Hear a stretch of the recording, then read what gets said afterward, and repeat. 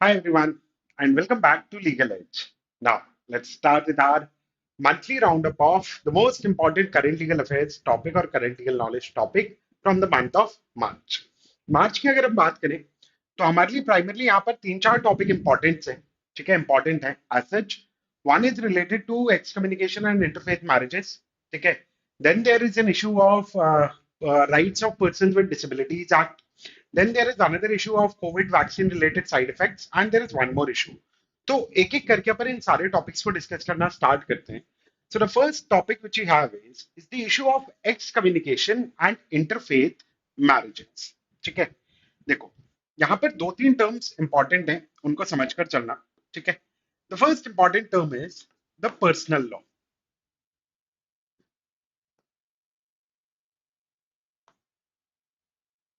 Personal law का simple सा मतलब ये होता है कि वो सेट ऑफ कस्टमरी लॉज या वो सेट ऑफ इनैक्टेड लॉज जो एक इंडिविजुअल के उसके marriage, adoption, succession, inheritance, maintenance, इन सारे मैटर्स के साथ डील करते हैं, उनको हम पर्सनल लॉज कहते हैं. सो पर्सनल लॉज ऑलमोस्ट हर कम्युनिटी के अलग अलग हैं. ठीक है, जैसे हिंदूज के लिए you have Hindu personal laws which are codified by the parliament. जैसे हिंदू मैरिज एक्ट है, Hindu adoption and maintenance act है, हिंदू सक्सेशन एक्ट है, and so on and so forth. Similarly Muslim community की बात करें तो उनके पर्सनल मैटर गवर्न किए जाते हैं शरीयत से. क्रिश्चियंस की अगर हम बात करें तो क्रिश्चियन पर्सनल लॉ में Christian marriage act and Indian divorce act, ये दो प्राइमरी लेजिस्लेशन है. आज का जो हमारा इशू रिलेटेड है वो है पारसी कम्युनिटी के पर्सनल लॉ से. ठीक है, पारसी कम्युनिटी के पर्सनल लॉ से. And personal laws may, at times, there is some kind of a discrimination. There is some kind of a discrimination which is on the basis of gender, जो कि अलग अलग provisions में देखा भी जाता है. वो चाहे हम हिंदू पर्सनल लॉ की बात करें या मुस्लिम पर्सनल लॉ की बात करें या क्रिश्चियन पर्सनल लॉ की बात करें या फिर हम पारसी पर्सनल लॉज को देखें, हर जगह हमें कहीं ना कहीं जेंडर के बेसिस पर होने वाला डिस्क्रिमिनेशन पर्सनल लॉज में दिखता है.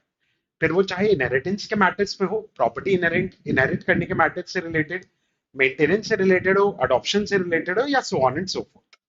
ऐसा ही एक मैटर अभी पारसी कम्युनिटी के रिलेशन में regarding x communication.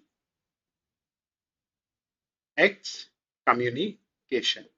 Now what is this x communication? तो एक्स कम्युनिकेशन का सिंपल सा मतलब होता है किसी पर्सन को कम्युनिटी से बाहर कर दे, उसको कम्युनिटीज के प्रिविलेजेस, कम्युनिटी के राइट्स एंड ये सारी चीजें उसको डिनाई करना, उसको कम्युनिटी से ही बाहर कर देना, इसको हम एक्स कम्युनिकेशन कहते हैं. सो पारसी पर्सनल लॉज के अंडर प्रोविजंस किस तरह के हैं? That is under Parsi personal laws there is a very a problematic provision wherein if a Parsi woman, if a Parsi woman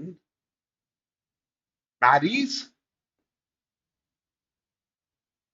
a person or marries, if a Parsi woman marries a non-Parsi individual, okay? If a Parsi woman marries, just a second, guys. If a Parsi woman marries a non-Parsi man, then this woman is actually denied all the community related identity and privileges. But the same rule is not applicable for the purposes of a Parsi man. ठीक है, Parsi man अगर किसी non Parsi women के साथ शादी करता है तो ऐसा नहीं है कि उसके भी सारे कम्युनिटी रिलेटेड आइडेंटिटीज को उससे छीन लिया जाता है. Parsi man is not stripped of his community identity. But if a Parsi woman marries a non-Parsi person, then she is excommunicated from the community, and along with that, her children will also be not considered as someone who can be given the identity or given the rights of Parsi community. And this is something which is problematic because this violates the fundamental right to equality which is given under Article 14 of the Constitution of India. क्योंकि यहां पर हो क्या रहा है Parsi personal laws के अंदर, that gender के बेसिस पे मैन एंड वुमेन के बीच में डिस्क्रिमिनेट किया जा रहा है, and that classification is also not something which can be considered as reasonable in nature. तो इसी चीज को अब supreme court of India decide करेगा that whether this rule of Parsi personal law can be considered as constitutionally valid और not. So there was this constitutional challenge to customary laws excluding Parsi women who marry outside the community. तो situation क्या है कि अगर Parsi man को हम consider करें ना, who marries outside the faith, ठीक है, who marries outside the faith, then he retains the religious identity and access to community spaces as well.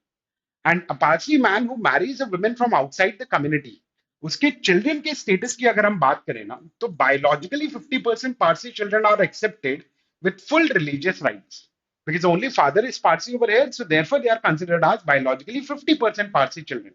But उनको कम्युनिटी के अंडर एक्सेप्टेंस दी जाती है with full religious rights as well. But on the other hand जब हम Parsi women को देखते हैं who marries outside the faith, then the Parsi personal law rules dictates that she is completely stripped of the identity. उससे उसको उसकी Parsi community की identity से वापस स्ट्रिप ऑफ कर दिया जाता है. And the real world impact can be seen that is recently a Parsi woman was denied entry into agiary for her grandmother's funeral. एक वुमेन अपने ग्रैंडमदर के फ्यूनरल में जाने की कोशिश कर रही थी, उनको वहां पर एंट्री डिनाई कर दी गई, एंट्री नहीं अलाउ की गई. Why? Because she married a person outside the faith. And children की अगर स्टेटस की बात करें हम, in the cases where in a Parsi woman is marrying outside the faith, so the children are excluded from the faith, facing public objections to the ceremony. So this is how Parsi personal law is actually discriminating between a Parsi man who marries outside the faith and Parsi women who marries outside the faith, with latter being excommunicated from the community. So the primary key distinction is the petition differentiates between the Parsi, who is ethnic identity by descent, and Zoroastrian, which is religion. So ethnic identity cannot be legally extinguished by civil marriage under the Special Marriage Act. Petition यही claim करने की कोशिश कर रहा है कि जो ethnic identity है एक पर्सन की, वो सिर्फ एक सिविल मैरिज अगर वो पर्सन कॉन्टैक्ट करता है किसी और रिलीजन के इंडिविजुअल के साथ, किसी और फेथ के इंडिविजुअल के साथ, आप उसकी एथनिक आइडेंटिटी को उससे स्ट्रिप नहीं कर सकते. अब यहां पर जो कॉन्स्टिट्यूशनल चैलेंज है, fundamental rights which are included over here are article 14, 21 and 25 of the constitution. That is, the classification rests entirely on gender, and the only operative difference between an excommunicated person and an accepted person is being women. कि अगर आप एक Parsi man हो और आपने community के बाहर शादी करी है, you will be accepted on the basis of gender only. But on the other hand अगर पारसी वुमेन वहां पर किसी और फेथ के पर्सन के साथ शादी कर ले, उसको एक्सकम्युनिकेट कर दिया जाता है.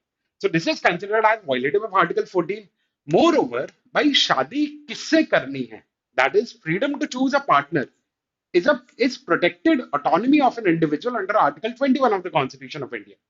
है ना, सुप्रीम कोर्ट ने टाइम एंड अगेन ये चीज क्लियर करी है that when it comes to choosing a life partner, that's an absolute autonomy of an individual कि वो अपनी मर्जी से चाहे जिससे शादी करना चाहे वो कर सकता है. And the current rule acts as a punitive cost falling exclusively on women for exercising this choice. And अगर एक पारसी वुमेन, ठीक है, अगर एक पारसी वुमेन किसी और पर्सन, किसी और फेथ के पर्सन के साथ शादी कर ले, तो आप उसके ऊपर प्यूनिटिव एक्शंस लेते हो like excommunication of the women only because she exercised this choice which was given to her by Article 21 of the Constitution of India. That's the second round of challenge. And the third issue which is involved over here is freedom of religion. That is, the petitioner did not convert, है ना, वहां पर women ने convert नहीं किया. And does a charitable trust have the authority to excommunicate a member when the doctrine itself may not mandate it? भाई उसने अगर कन्वर्जन कर लिया होता तो फिर एक अलग चीज होती, बट जब कन्वर्जन नहीं किया तब फिर आप कैसे उस पर्सन को एक्सकम्युनिकेट कर सकते हो? That is also a kind of a violation of freedom of religion of an individual, है ना, कि वो अगर फ्यूनरल में जाना चाह रहे हैं, वो आप वहां पर उनकी एंट्री किस बेसिस पे डिनाई कर सकते हो?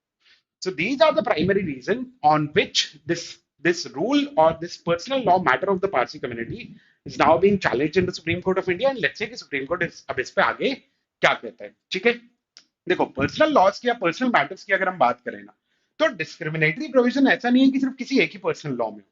पर्सनल लॉ टाइम के साथ इवॉल्व होते हुए चले गए, and in almost all the personal laws you will find a certain degree of patriarchal mindset जो हर जगह पे प्रेजेंट था।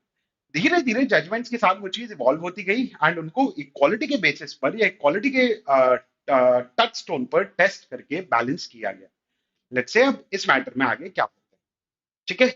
चलो आगे बढ़ते हैं। Now the next issue is religious conversion and scheduled caste status, जहां पर सुप्रीम कोर्ट ने अभी एक जजमेंट पास करके ये कहा that the court's absolute bar on retaining SC/ST Act protections after converting to Christianity, ठीक है। इसमें इशू क्या था, there was a person who was initially a scheduled caste member. Now subsequently this person started practicing and professing Christianity, and this person converted himself into a Christian as well. Christianity में आने के बाद भी उसके against कुछ caste basis पे discrimination हुआ। Then he subsequently filed a case और tried to file a case of SC/ST act against the offender. But जो डिस्क्रिमिनेशन या डिसेबिलिटी उसके साथ प्रैक्टिस की गई वो उसके क्रिश्चियनिटी में कन्वर्ट होने के बाद की गई।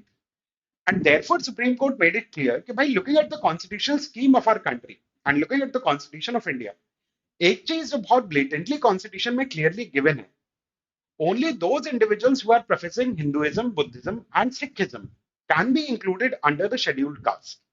अगर आप इन तीनों रिलीजन को फॉलो नहीं करते हो, आप किसी और रिलीजन या किसी और फेथ को अगर फॉलो करते हो, तो आपको शेड्यूल्ड कास्ट की कैटेगरी में रखा नहीं जा सकता। And once you have started professing Christianity, subsequently आप फिर वो SC/ST एक्ट का प्रोटेक्शन क्लेम नहीं कर सकते, इवन इफ कन्वर्जन के पहले आप एक शेड्यूल्ड कास्ट मेंबर रहे हो तो भी, ठीक है। This was the primary judgment which was given by the Supreme Court of India. तो initially हुआ क्या कि at birth the identity of the person was he was a scheduled caste member. So the complainant was born as Hindu Madhika, a recognized scheduled caste. ठीक है, and when he was by birth a Hindu and recognized under the scheduled caste category, he was covered by the SC/ST Prevention of Atrocities Act. ठीक है। Subsequently क्या हुआ, उस person ने convert किया, he voluntarily converts to Christianity and functions publicly as a pastor, ठीक है। तो उसने वॉलंटरली कन्वर्ट किया क्रिश्चियनिटी में, ठीक है, and he functions publicly as a pastor, which simply means over here कि भाई वो क्रिश्चियन रिलीजन को प्रॉपरली प्रोफेस भी अब कर रहा था। अब कॉन्स्टिट्यूशन ये कहता है that paragraph 3 of the Constitution of India order of 1950 states that only Hindus, Sikhs और Buddhists can be deemed as scheduled caste, ठीक है। तो अगर आप हिंदुइज्म फॉलो कर रहे हो या सिखिज्म फॉलो कर रहे हो या बुद्धिज्म फॉलो कर रहे हो, सिर्फ तभी आप शेड्यूल्ड कास्ट की तरह माने जा सकते हैं। फिर तीसरा इंसिडेंट यहां पे क्या आया, that he faces caste based abuse in 2021 and he attempts to invoke the SC/ST Act using his old caste certificate. वो कास्ट सर्टिफिकेट जो उसको बाय बर्थ मिला था, ठीक है, वो कास्ट सर्टिफिकेट जो उस पर्सन को कन्वर्जन के पहले मिला था। जब 2021 में उसने कास्ट बेस्ड अब्यूज फेस किया, so he tried to invoke SC/ST prevention of atrocities act by using his old caste certificate. But supreme court ने यहां पर रूल किया that the caste status stands eclipsed in the eye of law and protections are voided. Court का simple सा कहना ये था that once you have started professing Christianity, ठीक है, once you have started professing Christianity ना, subsequently फिर अब आप कॉन्स्टिट्यूशन के एप्लीकेशन की वजह से शेड्यूल्ड कास्ट का स्टेटस वहां पर क्लेम नहीं कर सकते। So the term profess connotes to publicly declare or practice a religion, and it requires an outward manifestation of one's faith. And point यहां पर ये था that this individual was publicly acting as a pastor, right? He was publicly acting as a pastor. तो अब जब आप pastor की तरह वहां पर काम कर रहे हो, है ना, आप publicly आप profess कर रहे हो that you have converted to another religion. So while caste discrimination persists socially post conversion, the legal definition of SC status is constitutionally tied to specific Indic religion. ये बात सही है कि कन्वर्जन के बाद भी, ठीक है, रिलीजियस कन्वर्जन के बाद भी कास्ट बेस्ड डिस्क्रिमिनेशन या अब्यूज एक पर्सन हो सकता है फेस करे, ठीक है। So it's not something which is entirely fictional. So caste discrimination persists socially post conversion as well. But point is that कि जब हम legal definition of SC status की देखते हैं, so that is constitutionally tied to specific Indic religion like Hinduism, Hinduism, Buddhism, and Sikhism. And therefore, court ruled that claiming SC membership or scheduled caste membership while actively practicing Christianity represents two mutually exclusive positions. And there are no exceptions for retaining civil protections once the religious threshold is crossed. एक बार आप किसी और religion में convert हो गए, आप एक तरफ क्रिश्चियनिटी एक्टिवली प्रैक्टिस कर रहे हो, प्रोफेस कर रहे हो, ऑन दी अदर हैंड आप शेड्यूल्ड कास्ट की मेंबरशिप क्लेम करना चाहते हो, तो ये दोनों चीजें साथ में एग्जिस्ट नहीं कर सकते. These are not mutually inclusive position, these are mutually exclusive position. Because SC status or SC membership can only be claimed by anyone who is professing Hinduism, Buddhism or Sikhism. And therefore the court made it clear कि भाई इस situation में SC/ST prevention of atrocities act का benefit नहीं उठा सकता है because he has converted to another religion. That's simple as that. ठीक है. सो यहां पर ऐसा कुछ नहीं है कि कोर्ट ने रिजर्वेशन आपसे छीन लिया. ऐसी इन सारी टॉपिक्स को लेकर कोई बात नहीं की है. पॉइंट सिर्फ इतना सही था कि अगर scheduled caste and scheduled tribe prevention of atrocities act के प्रोटेक्शन की बात, तो वो प्रोटेक्शन आप क्लेम नहीं कर सकते हो भले ही आप कास्ट बेस्ड अब्यूज फेस कर रहे हो once you have converted to another religion and which is not falling within the definition of SC category. ठीक है. Clear? चलो. Now the next topic which we have is about vaccine side effects and no fault compensation. ठीक है. So now the judgment of the court has actually shifted the burden of proof for rare fatal complications following state mandated public health drives. Initially देखो simple सी position क्या होती है, simple सी situation होती क्या है कि आपने अगर कोई हेल्थ रिलेटेड इंटरवेंशन लिया है, ठीक है, if you have taken any kind of a medical intervention with respect to your health related issues, and वहां पर अगर आपको कोई साइड इफेक्ट्स हुए, वहां पर अगर आपको कोई साइड इफेक्ट्स हुए हैं, तो उन साइड इफेक्ट्स के लिए कॉम्पेंसेशन लेने के लिए you have the option of going to the civil court and prove the negligence over there. Yes or no? This is the basic routine which is to be followed. भाई अगर आपने कोई भी हेल्थ रिलेटेड इंटरवेंशन या medical intervention लिया है जिसकी वजह से आपको कोई भी साइड इफेक्ट्स फेस करने पड़े, the next course of action would be that you are supposed to go to the civil courts and claim negligence or prove negligence over there, wherein the burden of proof is primarily on the plaintiff. Where the burden of proof is primarily on the plaintiff or the victim, you may say. But एक चीज जो यहाँ पर बड़ी interesting सी होती है वो ये, that a person is actually going or is actually taking this medical intervention by exercising his or her own choice. है ना भाई, मेरी तबीयत खराब है, मैं डॉक्टर के पास मुझे भेज रहे हो आप, ठीक है, मेरी तबीयत खराब है, मुझे डॉक्टर के पास जाना है, डॉक्टर ने मेडिसिन लिखी, अब वो मेडिसिन मैं लेना चाहूँ या नहीं लेना चाहूँ, इवेंचुअली मेरी मर्जी है, चॉइस है. It's not mandatory, it's not binding on me, and I am not bound to take that medicine. ऐसा नहीं है कि अगर मैं उस मेडिसिन को नहीं लूंगा तो मेरे कोई राइट्स कर्टेल कर दिए जाएंगे. ऐसा नहीं है कि अगर मैं उस मेडिसिन को नहीं लूंगा तो मेरा फ्रीडम ऑफ मूवमेंट कर्टेल कर दिया जाएगा. ऐसा नहीं है कि अगर मैं मेडिसिन नहीं लूंगा तो मेरे बाकी की लाइफ एंड लिबर्टी के राइट्स मेरे से कर्टेल कर दिए जाएंगे. राइट. बट कोविड वैक्सीन में क्या हो रहा था कि पैंडेमिक को कंट्रोल करने के लिए when the government started vaccination of the people, legally speaking it was discretionary.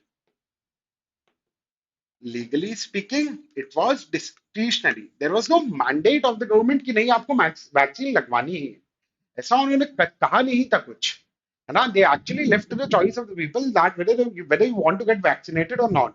But directly भले ही उन्होंने उसको डिस्क्रिशनरी कहा हो, बट इनडायरेक्टली भाई अगर आपको कहीं पर ट्रैवल करना होता उस पॉइंट ऑफ टाइम पे, किसी भी प्लेस का एक्सेस अगर आपको लेना होता उस पॉइंट ऑफ टाइम पे, so for for those things, vaccination certificates were mandatory. Yes or no? है ना? भाई उस वक्त ट्रैवल करने के लिए आपको वैक्सीनेशन सर्टिफिकेट की जरूरत होती थी. बिना वैक्सीनेशन सर्टिफिकेट के इनिशियली जब तक कोविड मतलब जब तक वैक्सीनेशन स्टार्ट नहीं हुआ था, तो आपकी कोविड रिपोर्ट लगती थी आरटीपीसीआर एंड बाकी सारे टेस्ट की, है ना? और जब वैक्सीनेशन स्टार्ट हो गया तो भाई वैक्सीनेशन सर्टिफिकेट की कॉपी लगती थी, तभी आप ट्रैवल एक्सेस कर सकते थे या किसी भी पब्लिक प्लेस को एक्सेस कर सकते थे. तो आपने कहा तो डिस्क्रिशनरी उसको, बट इवेंचुअली प्रोसीजरल आपने इस तरीके से बाउंडेशन लगा दिए कि पर्सन को वैक्सीनेशन करवाना ही पड़ा. अब इसमें था क्या कि भाई जब भी मैं कोई मेडिकल ट्रीटमेंट किसी भी हॉस्पिटल से ले रहा हूं या डॉक्टर से ले रहा हूं, I am exercising my informed consent. Yes और no? I am exercising my informed consent, right? कि भाई डॉक्टर मुझे उस पूरे के पूरे मेडिकल प्रोसीजर्स के प्लस माइनस सारी चीजें समझाते हैं और उसके बाद मैं डिसाइड करता हूँ that whether I want to opt for the medical procedure और not. So I am actually exercising my informed consent over there. But COVID vaccinations में क्या था कि there was no informed consent of the public. There was no informed consent of the public. ऐसा नहीं है कि लोग वहां पर अपने informed consent को exercise कर रहे थे. एंड फिर जब साइड इफेक्ट्स होना कुछ जगह पर स्टार्ट हुए, ठीक है, when people started facing side effects of COVID vaccines, point ये आया कि फिर कॉम्पनसेशन देने की स्टेट की रिस्पॉन्सिबिलिटी बनती है या नहीं बनती. स्टेट का कहना यह था कि भाई साइड इफेक्ट्स ना बहुत मिनिमल है और उन मिनिमल साइड इफेक्ट्स के लिए आप सिविल केसेस फाइल कर सकते हो कोर्ट में. बट भाई सिविल केसेस फाइल करने में बर्डन आप उस पर्सन के ऊपर लगा देते हो जिसका ना तो इन्फॉर्म्ड कंसेंट था, जिसके लिए ना वो चीज डिस्क्रिशनरी थी.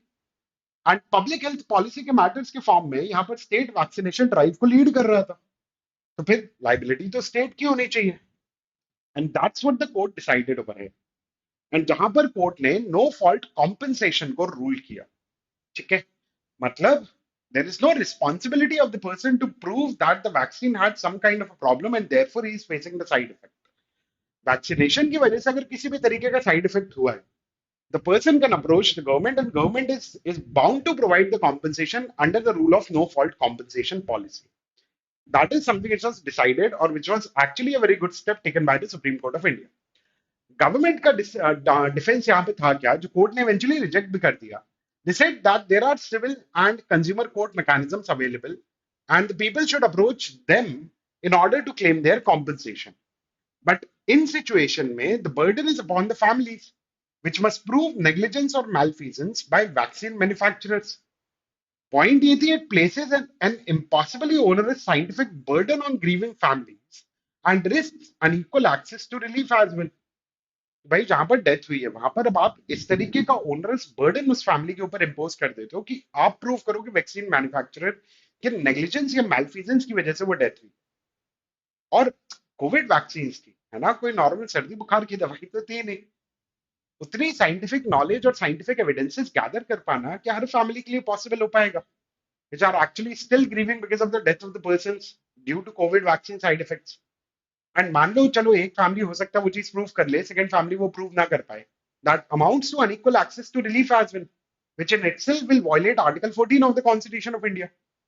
And therefore supreme court came up with a very good judgement wherein they stated that the mechanism which is going to be applied over here is the no fault compensation policy.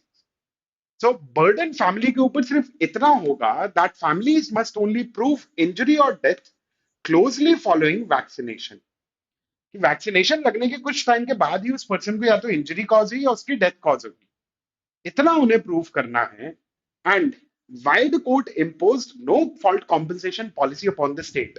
The court's logic actually was rooted in Article 21 of the Constitution of India. So the court stated, if the state leads a mass health intervention, it bears a positive obligation to support those suffering grave outcomes independent of the fault as well. ठीक है, कि भाई अगर आप वहां पर इतने बड़े बड़े मेडिकल इंटरवेंशन को लीड कर रहे थे, तो अब आपकी रिस्पॉन्सिबिलिटी है as the state that you are suppose to provide compensation to these individuals and burden cannot be imposed upon the grieving families. Rather, the no fault compensation policy is going to be applied over here. Okay, so it was a good step which was taken. And no fault liability का rule simple सा इतना ही कहता है that irrespective of the fact that whether the person was negligent or intentionally committed the wrongful act, you are supposed to bear the liability for the same as well. ठीक है, चाहे आपने intentionally commit किया हो, चाहे आपने negligently वो wrongful act commit किया हो, उस बात से कोई फर्क नहीं पड़ता. You will be responsible to provide compensation. And यहां पर भी कोर्ट ने वैक्सीन रिलेटेड इश्यूज में यही जजमेंट दी कि चाहे वो इंटेंशनली या नेग्लिजेंटली वैक्सीन की वजह से वो डेथ कॉज हुई हो, अगर vaccination and death are closely associated, you are responsible to provide compensation. Family कोई चीज या नेग्लिजेंस अलग से प्रूव नहीं करेगी. ठीक है, this was the third important topic. And the fourth important topic from the month of March is related to redefining disability in asset violence.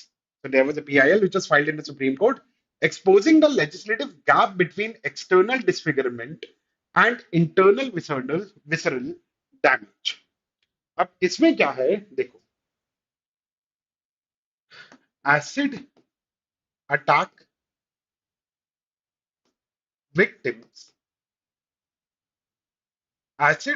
victims get a certain degree of protection under Rights of Persons with Disability Act.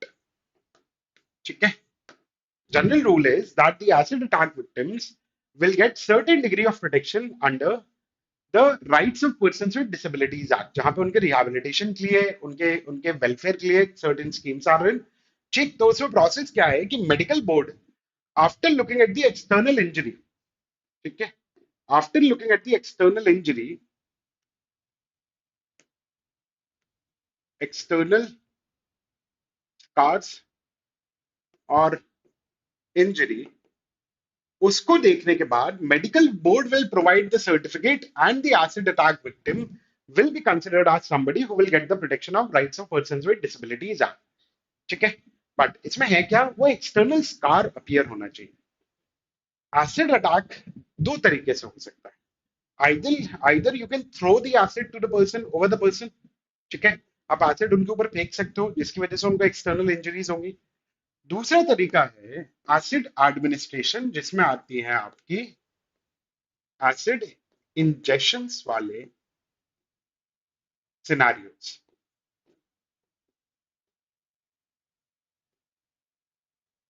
ठीक है, acid administration के बाकी situations बनते हैं जहां पे acid ingest करवाया जाता है विक्टिम को. अब जब आप किसी विक्टिम को एसिड इंजेस्ट करवाते हो, so there will be no external injury और there will be perhaps no external scars. अब क्योंकि कोई एक्सटर्नल स्कार नहीं है, एक्सटर्नल इंजरी नहीं है, कोई चोट के निशान नहीं है, एसिड के कोई चोट के निशान नहीं है, सो देयरफॉर मेडिकल बोर्ड उनको एसिड अटैक विक्टिम की तरह कंसिडर नहीं करते हैं and therefore they don't get the protection of rights of persons with disabilities. Acid का ही यूज हो रहा है किसी विक्टिम के ऊपर, उसी से उसको इंजरी हो रही है. अगर इंजरी एक्सटर्नल है, then they are included under this right of persons with disabilities act. वहीं अगर इंजरी इंटरनल है, then they are not recognized. Now this is a classification which can be considered arbitrary on the face of it. And ऐसा नहीं है discrimination सारे laws में exist करता. BNS की जब हम बात करते हैं ना, तो बीएनएस में एक ऑफेंस है जिसको हम ऑफेंस ऑफ ग्रीवस हर्ट कहते हैं. So whether you throw acid upon someone or administer acid to someone, उसकी वजह से अगर उसको इंजरी होती है, तो बीएनएस में वो दोनों ही कैटेगरी आपकी ग्रीवस हर्ट के ऑफेंस में काउंट की जाती है.